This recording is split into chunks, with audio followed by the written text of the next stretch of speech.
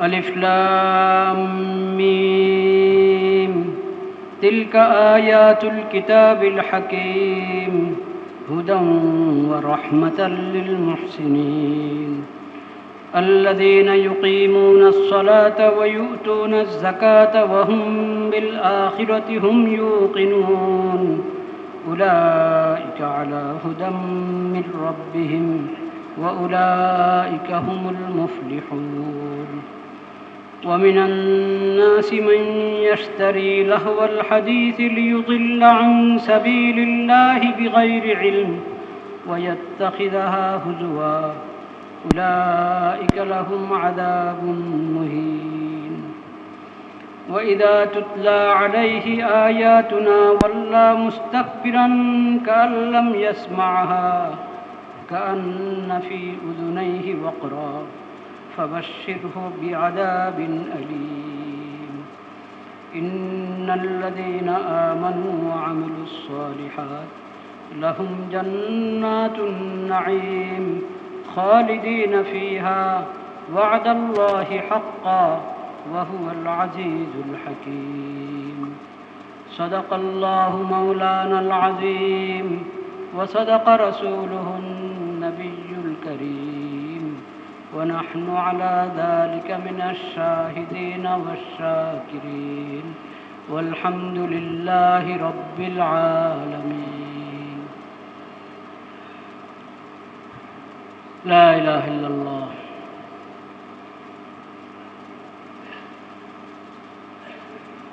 আমরা সর্বপ্রথম আল্লাহ রব্বুল আলামিনের শুকর আদায় করি। আল্লাহ তাআলা আমাদেরকে জুমার নামাজের জন্য আল্লাহর ঘর মসজিদে হাজির হওয়ার তৌফিক নসিব করেছেন, আলহামদুলিল্লাহ।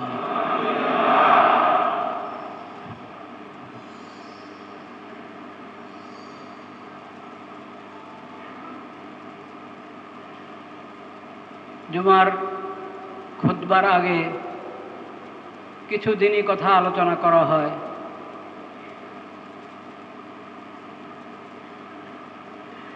আজকে আমি সূরা লুকমান 21 নম্বর পারার সূরা লুকমানের শুরুর কয়েকটি আয়াত তিলাওয়াত করেছি।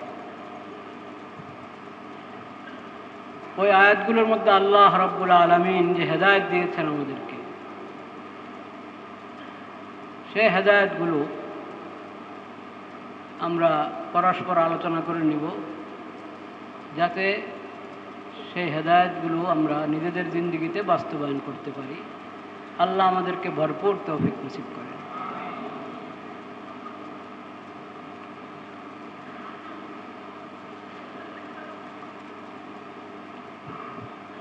আল্লাহ রাব্বুল আলামিন প্রথম কোরআন সম্পর্কে বলেছেন, এই কোরআন হলো আল কিতাবুল হাকিম। সূরা ইয়াসিনের মধ্যে কি আছে? ইয়াসিন ওয়াল কোরআনিল হাকিম, কোরআনে হাকিম, কিতাবে হাকিম। কোরআন কারীম হলো হিকমাপূর্ণ কিতাব, যার মধ্যে শুধু হিকমা আছে, প্রজ্ঞা আর প্রজ্ঞা, ইলম এবং সমাজ, প্রজ্ঞা। কোরআনের সব বিধানের মধ্যে, সবগুলো হেদায়েতের মধ্যে, সবগুলো শিক্ষার মধ্যে এই গুণটা বিদ্যমান। সেজন্য কোরআনের নামে হলো আল কোরআনুল হাকিম, আল কিতাবুল হাকিম। আল্লাহ বলছেন যে আয়াতগুলো তেলাওয়াত করা হচ্ছে, এসব আয়াত হলো আল কিতাবুল হাকিমের, আল কোরআনুল হাকিমের আয়াত। হুদাম ওয়া রাহমাতাল লিল মুহসিনিন, যারা ভালো হতে চায়,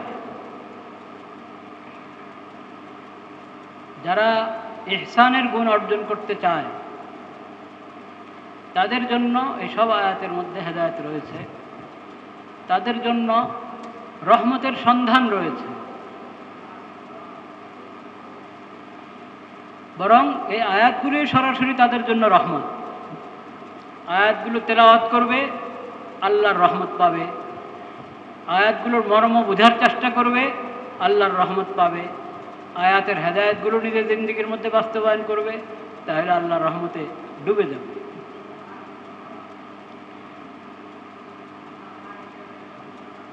الذين يقيمون الصلاة ويؤتون الزكاة وهم بالآخرة هم يوقنون। কাদের জন্য এই হেদায়েত এবং রহমত? কারা ইহসানওয়ালা, যারা এই হেদায়েত এবং রহমত পাবে? আল্লাহ বলছেন আল্লাযীনা ইউকিমুনাস সালাহ, যারা সালাত কায়েম করে, যাকাত আদায় করে, এবং যাদের মধ্যে আখিরাতের প্রতি বিশ্বাস আছে, আখিরাতের ইয়াকিন আছে যাদের অন্তরে, তারা। কোরআনের এই আয়াতগুলোর হেদায়েত গ্রহণ করবে মূলত তারাই, যাদের আখিরাতের প্রতি বিশ্বাস আছে এবং সালাত কায়েম করে, যাকাত আদায় করে। উলাইকা আলা হুদাম মির রাব্বিহিম ওয়া উলাইকা হুমুল মুফলিহুন। এরাই নিজের রবের পক্ষ থেকে হেদায়েতের উপর প্রতিষ্ঠিত এবং এরাই সফলকাম। দুনিয়ার সফলতা, আখিরাতের সফলতা এবং সকল গোমরাহি থেকে বাঁচার নিশ্চয়তা আছে শুধু এই ব্যক্তিদের, যারা সালাত কায়েম করে, যাকাত আদায় করে, আখিরাতের প্রতি বিশ্বাস রাখে। এবং এরাই হলো তারা যারা কোরআন করিমের হেদায়েতগুলো, কোরআন করিমের মাধ্যমে যে রহমত আল্লাহর বান্দাদেরকে দিয়েছেন, সেই রহমতের অধিকারী হবে, সে হেদায়েত তারাই পাবে। আমরা কি চাই যে আমরা এমন হই? আল্লাহ তাআলা সেই মুত্তাকি এবং মুহসিন বান্দাদের অন্তর্ভুক্ত করে দেন আমাদের সবাইকে। তো কোরআনের হেদায়েত যাদের কাছে আছে, আখিরাতের প্রতি যাদের বিশ্বাস আছে, তাদের দৃষ্টিভঙ্গি, আর কোরআনের হেদায়েত যাদের কাছে নাই কিন্তু আছে, সে এটা জানারও চেষ্টা করে না, বোঝারও চেষ্টা করে না, মানারও চেষ্টা করে না। হয়তো ঈমান আছে কোরআনের প্রতি, কোরআন আল্লাহর কালাম, কোরআনের উপর আমি বিশ্বাস করি, কোরআনের প্রতি ঈমান আছে, কিন্তু ওটা ওই জবানের ঈমান বা দিলে এক ধরনের একটা বিশ্বাস আছে, কিন্তু ওই বিশ্বাসের দাবি পূরণ করা, আখিরাতের বিশ্বাসী, কোরআনের উপর ঈমান, এটার কিছু দাবি আছে না নাকি? ওই সম্পর্কে কোনো ধারণাই নাই, এমন লোকদের দৃষ্টিভঙ্গি আলাদা, এটা মনে রাখতে হবে। দুই ধরনের মানুষের দৃষ্টিভঙ্গি কখনো কি হবে না? এক হবে না, এক হয় না। লা ইলাহা ইল্লাল্লাহ। মনে করেন শিক্ষা, সংস্কৃতি, খেলাধুলা, এগুলোর ব্যাপারে আখিরাতের বিশ্বাসী, কোরআনের প্রতি ঈমান আছে, আখির নবী হযরত মুহাম্মদ মুস্তাফা সাল্লাল্লাহু আলাইহি সাল্লামের প্রতি ঈমান আছে, আল্লাহর শরীয়তের প্রতি ঈমান আছে, এমন লোকদের দৃষ্টিভঙ্গি হবে একরকম। যারা এই নেয়ামত থেকে বঞ্চিত, ওহীর নেয়ামত থেকে বঞ্চিত, আখিরাতের প্রতি ঈমান থেকে বঞ্চিত, তাদের দৃষ্টিভঙ্গি হবে অন্যরকম। এখন মুসলমানরা কোন দৃষ্টিভঙ্গি গ্রহণ করবে? আমি মুসলিম, আমার পরিচয় আমি মুসলিম, আমি জুমার নামাজেও আসি, 5 ওয়াক্ত নামাজেও আসি, আমি মুসলিম, আমি নামাজি, কিন্তু এসব বিষয়ে আমার দৃষ্টিভঙ্গি কাদের মতো হবে?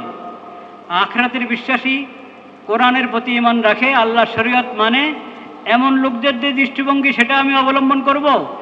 না যাদের আখিরাতের প্রতি ঈমান নাই, আল্লাহর প্রতি ঈমান নাই, কোরআন সুন্নাহর প্রতি ঈমান নাই, ইসলামী শরীয়তের প্রতি ঈমান নাই, তাদের দৃষ্টিভঙ্গি অবলম্বন করব? কি হওয়া উচিত বলেন তো? ঈমানওয়ালাদের দৃষ্টিভঙ্গি গ্রহণ করবেন না বেঈমানদের দৃষ্টিভঙ্গি গ্রহণ করবেন? ঈমানওয়ালাদের দৃষ্টিভঙ্গি গ্রহণ করব আমরা না বেঈমানের? আল্লাহ তাআলা আমাদের এই কথাকে কবুল করেন। ومن الناس من يشتري لهو الحديث ليضل عن سبيل الله بغير علم ويتخذها هزوا أولئك لهم عذاب مهين। وإذا تتلى عليه آياتنا ولى مستكبرا كأن لم يسمعها كأن في أذنيه وقرا فبشره بعذاب أليم আল্লাহ রাব্বুল আলামিন বলছেন, কিছু লোকের অভ্যাস হলো, কিছু লোকের কাজ হলো, তারা এমন জিনিস, এমন সব বিষয়, এমন সব উপায় উপকরণ, এমন সব পন্থা অবলম্বন করে যেটার দ্বারায় আল্লাহর রাস্তা থেকে মানুষকে গোমরা করা যায়। আল্লাহর রাস্তা থেকে মানুষকে কি করা যায়? গোমরা করা যায়। বেগাইরে ইলম, ওহির এলেমের কিচ্ছু নাই তার কাছে, ওহির এলেমের আলো নাই, ওহির এলেমের হেদায়েত নাই, ওগুলো থেকে সে গাফেল। সে পারে এমন সব কিছু ক্রয় করতে, এমন সব কিছু, এমন সব দান্দা করতে যেগুলো দিয়ে মানুষকে আল্লাহর রাস্তা থেকে বিরত রাখা যায়। ওয়াত্তাখিদাহা হুজুয়া, আল্লাহর রাস্তাকে তো তারা উপহাসের বিষয় বানিয়ে নিচ্ছে, বানিয়ে নেয়। আর এমন সব রাস্তা অবলম্বন করে যাতে মানুষ আল্লাহর রাস্তা থেকে দূরে সরে যায়। এটা কিছু লোকের অভ্যাস আছে। উলাইকা লাহুম আযাবুম মুহিন, আল্লাহ বলছেন এদের জন্য আযাবুম মুহিন, লজ্জাদায়ক, লাঞ্ছনাদায়ক, লাঞ্ছনাদায়ক শাস্তি এদের জন্য। শাস্তি তো অনেক রকমের আছে, এরা এমন শাস্তি পাবে যেটার মধ্যে, যেটা লাঞ্ছনাদায়ক শাস্তি, এমন শাস্তি এদের জন্য। ওয়াইদা তুতলা আলাইহি আয়াতুনা, যখন তাদের সামনে আল্লাহর আয়াত শোনানো হয়, ওয়াল্লা মুস্তাকবিরান কাআন লাম ইয়াসমাহা, একবারই অন্যদিকে পিঠ দিয়ে অন্যদিকে চলে যায়, মনে যেন শুনেই নাই, মনে হয় যেন শুনেই নাই। কান্না ফি উযুনাইহি ওয়াকরা, কানে কোনো সমস্যা, কানে মনে হয় রুই দিয়ে রেখেছে, আর কি তুলা দিয়ে রেখেছে। ফাবাশশিরহু বিআযাবিন আলীম, এদেরকে যন্ত্রণাদায়ক শাস্তির সুসংবাদ দেন হে নবী আপনি। শাস্তির তো আর সুসংবাদ হয় না, শব্দটা ব্যবহার করা হয়েছে। এটা শাস্তিটাতে কত কঠিন হবে এ কথা বোঝানোর জন্য, এবং তাদের কাজটাতে কত ঘৃণিত কাজ ওটা দিকে ইঙ্গিত করার জন্য এই শব্দ ব্যবহার করা। এখানে কোরআন কারীমের মধ্যে আল্লাহ তাআলা লাহওয়াল হাদিস, একটা শব্দ এসেছে, লাহওয়াল হাদিস, এমন কথা, এমন কাজ যেটা মানুষকে আখিরাত থেকে গাফিল করে, আল্লাহর রাস্তা থেকে দূরে সরায়, নামাজ থেকে দূরে সরায়, নিজের দায় দায়িত্বের ব্যাপারে উদাসীন করে তোলে। এমন যা কিছু আছে সব কিছু কোরআনের দৃষ্টিতে লাহওয়াল হাদিস। এই লাহওয়াল হাদিসের পিছনে পড়া কবিরা গুনাহ। আর লাহওয়াল হাদিসকেই নিজের জিন্দেগির পেশা বানানো, নিজের জিন্দেগির সব কিছু বানানো। লাহওয়াল হাদিস পেয়ে সব কিছু ভুলে যায়, ভুলে যাবেই। ভুলতে বলতে যদি আখিরাতকেও ভুলে যায়, কোরআনকেও ভুলে যায়, নিজের খালেক মালিককেও ভুলে যায়, ইসলামী শরীয়তকেও ভুলে যায়, তাহলে তার ঈমান আছে? আর ঈমান নেই। মনে রাখবেন, লাহওয়াল হাদিস, সূরা লুকমান, সূরা লুকমানের মধ্যে আল্লাহ রাব্বুল আলামিন বলেছেন, ক নম্বর আয়াত? 6 নম্বর আয়াত, 31 নম্বর সূরার 6 নম্বর আয়াত, কোরআন কারীমের 31 নম্বর সূরার 6 নম্বর আয়াত।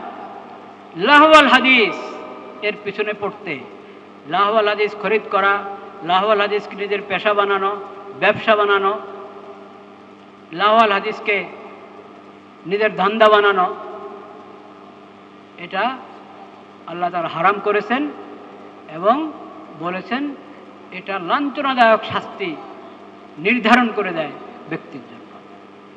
আল্লাহ তাআলা আমাদের সবাইকে এই সব ধরনের লাহওয়াল হাদিস থেকে বাঁচার তৌফিক দান করেন। আমাদের পুরো দেশকে বাঁচার তৌফিক দান করেন। পুরা মুসলিম বিশ্বকে বাঁচার তৌফিক নসিব করেন। একটা শব্দ ব্যবহার করা হচ্ছে, কিন্তু ব্যবহার করে শব্দটা ব্যবহার করার পর মনে হচ্ছিল যে এই শব্দ থেকে বোঝা যাচ্ছে যে কাজটাতে গর্হিত, খারাপ, অন্যায়।